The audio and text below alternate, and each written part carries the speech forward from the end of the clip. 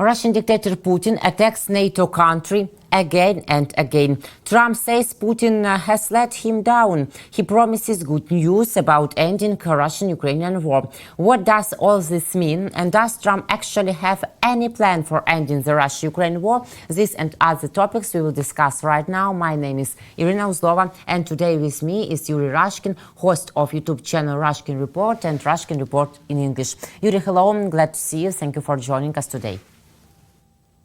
Thank you for having me. Putin is testing the West's resolve. We must now show weakness. Kaja Kallas said on the violation of Estonian airspace by Russian fighter jets, again, 3 fighter jets. This is the third such violation of airspace in recent days, further escalating tensions in the region. I am in close contact with the Estonian government. We will continue to support our member states in strengthening their defense capabilities with European resources, Kaja Kallas emphasized. NATO also responding to the Russian mix in Estonian airspace. Next statement. Today, Russian aircraft violated Estonian airspace. NATO responded immediately and intercepted the Russian aircraft. This is yet another example of Russia's reckless behavior and NATO's inability to respond. The alliance state is an official statement. At the same time, United States ambassador to NATO, Matt Whitaker, earlier today said that he thinks that the Russian threat will be slightly greater. Their stings have not achieved great success. So why doesn't everyone in this world and NATO countries understand that Putin is weak and it's fair to hit back? I think that one thing is pretty clear is that if President was Kamala Harris, we wouldn't be having this problem right now. At all? We have a very clear situation of a president that is demonstrating weakness. And he wants to be like Putin, but he doesn't act like Putin because Putin is showing strength. And Donald Trump is showing weakness, bowing before Putin at every opportunity, giving Putin whatever it is that Trump can deliver. The only thing he can deliver is Ukraine. What we saw with these attacks on Poland, and now we see these provocations over Estonian airspace, and clearly there will be others, it's Putin trolling the world, Europe, and showing them that NATO, to a certain extent, is dead. Because when you have a group of countries that are relying on the United States as the backstop, as a country that's going to protect every inch of NATO countries, and that's why they pay money. That's why this is how their strategy of defense is formed. And when they can't count on the United States to come to their defense, that means that on one hand, there will be more provocations from Putin. And on the other hand, these countries are now very much warned to the danger that is at their front step.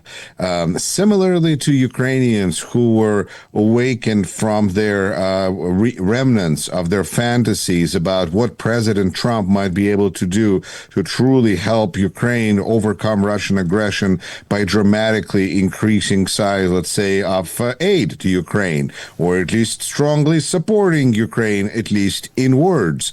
When President Zelensky went to the White House and we saw what we saw, this kind of a piece of history, great television, as President Trump said, but also an extreme moment of clarity, I believe, for people of Ukraine who understood what they're dealing with. Right now, the attack on Poland, similarly, I believe, has shown people of Europe and the countries of NATO what they're dealing with and what is the real position of this Donald 2 weeks, come back and ask me in 2 weeks Trump presidency going to be like. This is going to be a demonstration of weakness one after the other. Therefore, we're going to see short-term more provocations and long-term more European arms productions, defense. I think that it also puts Ukraine in a very different light. because when you have United States with its army and true, the strongest military in the world, really by far the most lethal, no matter what our Secretary of War Hegseth would like to do, is to increase the lethality of our army. It's really, really lethal. So that's really kind of a fake thing. But when their appearance is now not expected and definitely not guaranteed, because, we need our troops now in our American cities, apparently more, to catch immigrant and transgender terrorists or whatever it is we're going to be fighting now. So that means that Europe has to take care of its own defense. And hey, Ukraine already knows how to deal well with Russians effectively with drones for one. And this is where we see the conversation shift from, hey, let's talk about peace process to, hey, look at that drone production. Ukraine's doing some amazing things. And now Europeans are looking at Ukraine as perhaps a big, important part of their security guarantee, and which is ironic because not too long ago, Ukraine was speaking about getting security guarantees from the United States. You would think after the Budapest Memorandum, these kinds of conversations would be complete and finished. But no, Ukraine, though, is in a difficult situation because while some countries have more opportunity to tell the United States how they feel about them, Ukraine has less. And so we see this kind of a situation where Ukraine, on one hand, agrees with whatever plan Donald Trump has, but on the other hand, it can't capitulate.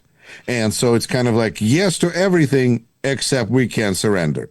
And it is bothering Donald Trump, and he's applying all the pressure he can. He can acknowledge that Putin is aggressor one day, but then the next day he'll walk it back and just say, oh, he let me down. And that's how it is every day and every other day, where it's back and forth depending on what the situation is. But Ukraine is now, with its war-weary but also trained and experienced army, is a huge part of European safety going forward. And I think that realization is becoming more and more omnipresent with every new provocation from Russia and from every non-response to that provocation from the White House.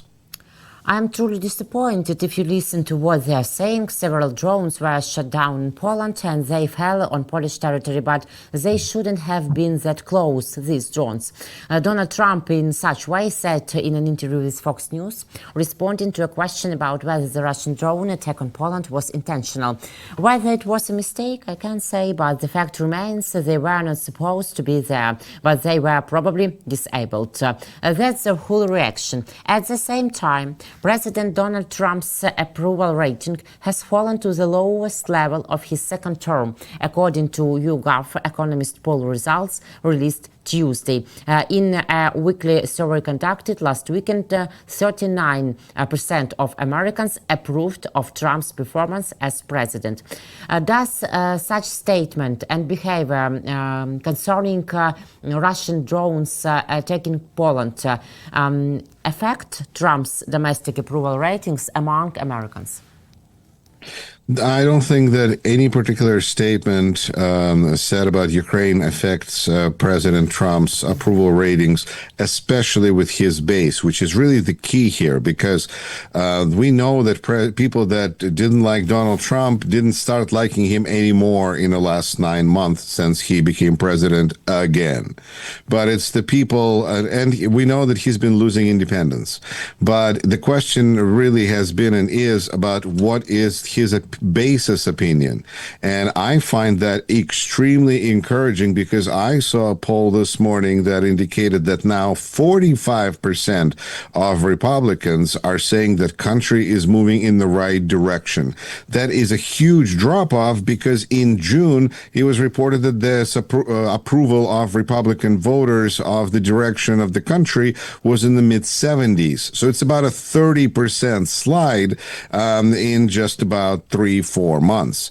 That is a really powerful statement, because when we think about people who dream themselves to be authoritarian leaders, and then when we think about people who support them and how these different regimes establish themselves in different countries, whether it's Russia or Hungary, we don't see this quick drop off, because I think none of those wannabe dictators were as inept at their policy, because we see that while Donald Trump is showing a weakness on international stage when it comes to Ukraine, he's showing a weakness and been dubbed Taco, which is Trump will always chicken out in every category, in every conflict, which really just creates tremendous amount of instability.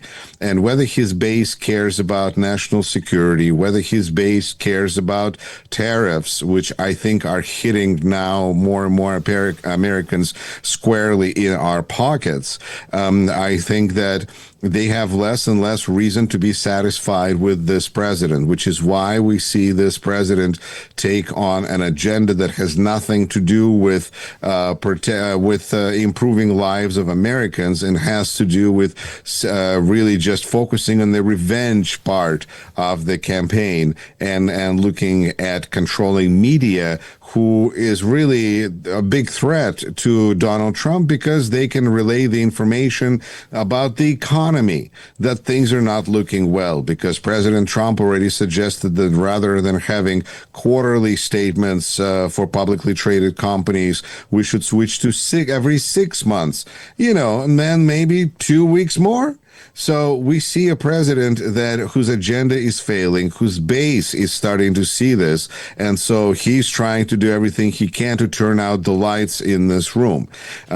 His position in Ukraine and his weakness in stopping Putin, and media continuously discussing that, is just part of his problem, but indicative of a pattern in which he operates. Yes, clear here. We see that Donald Trump calls Europe to realize pressure on China, but at the same way, Donald Trump makes another things concerning China and Xi Jinping. Trump told that he just completed a very productive call with President Xi of China. We made progress on many very important issues, including trade, fentanyl, the need to bring the war between Russia and Ukraine to an end, and the approval of the TikTok deal. I also agreed with Chinese president we would meet at the APEC summit in South Korea, that I would go to China in the early part of next year, and that President Xi would likewise come to the United States at an appropriate time. The call was a very good one. We will be speaking again by phone. Appreciate the TikTok approval, and both look forward to meeting at that summit. So, Yuri, it's like a conversation between two good friends. But Trump says that China can stop Russian-Ukrainian war, but European Union should take pressure on China. So I don't understand this line of steps. I think it's becoming more and more clear that President of the United States is not interested in having truly adversarial relations with China, and he really doesn't trust other democratic countries and states, and views them as more of somebody that has a different set of values than he does. It always looks suspicious to me that the concerns that former President Biden had about China distancing itself from the United States with the arrival of President Trump, because there would be such conflict between the two. Because Donald Trump and any other authoritarian wannabe authoritarian leader they really see a point in getting along, because they have a lot in common, and also because they have the same strategy, which is regional dominance. And if you have this if you have United States that is basically trying to flex its muscles at China, and China which flexes its muscles at United States, that just proves to all the countries around that they need to pick a side. They need to be either with China or with the United States, and then those are the countries that are going to be kind of deciding their fates and controlling them, and that's how it works. This is a scenario that I think works well for Xi and works reasonably, works well for Trump, both of them for now, but I think that's part of the regionalization of this planet that they seem to be going for as this Yalta 2 or whatever you want to call it arrangement. The other part is actual trade war and a TikTok war that we have with China, which is really indicative of the problems that we're having. Because when it comes to TikTok, we're speaking about a software program platform that's actually been banned in the United States. And it's only because President Trump told Attorney General not to enforce this law, which apparently is okay, that we continue to have TikTok in the United States. So thank you, President Trump.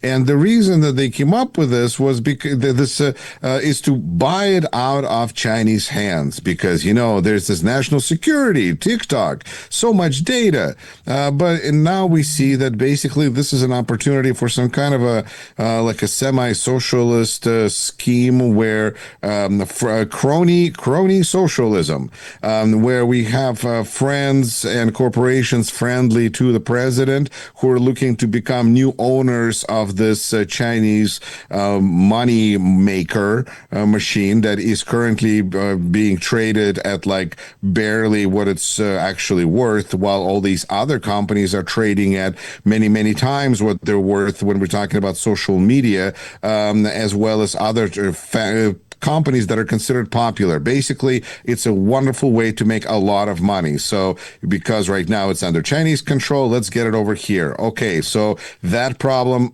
they're going to resolve.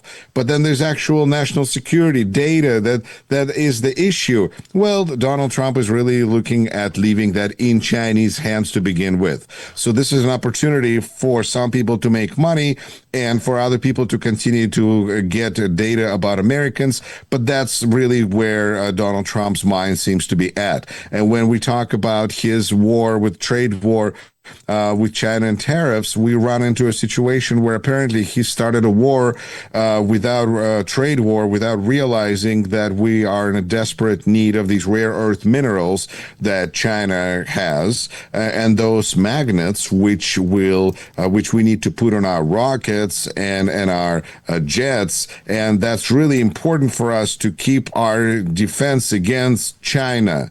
So it's kind of a circle there, where we're getting stuff from China to protect ourselves from China. And if China won't give it to us, we're going to be in trouble, because if China attacks, you see.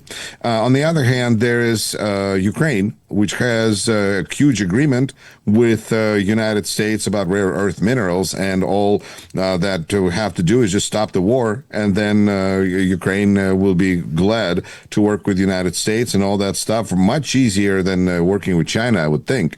But nonetheless, those are the options that we see that Trump put himself in a great vulnerability because of rare earth minerals. He really wants that TikTok deal done on terms that are friendly to him.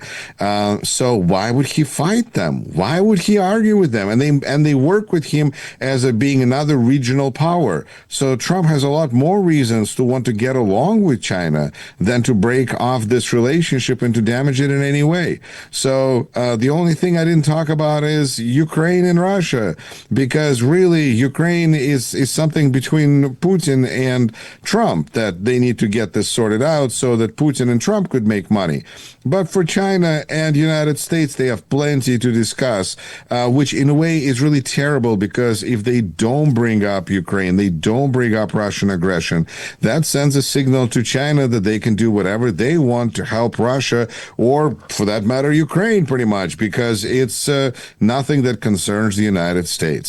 Does it send a message of weakness? Yes, it does.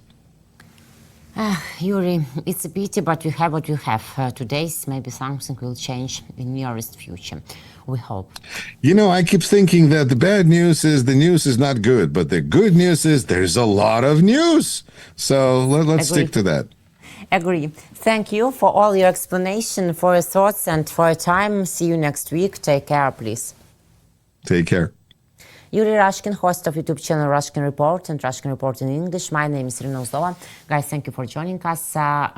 See you later. Take care.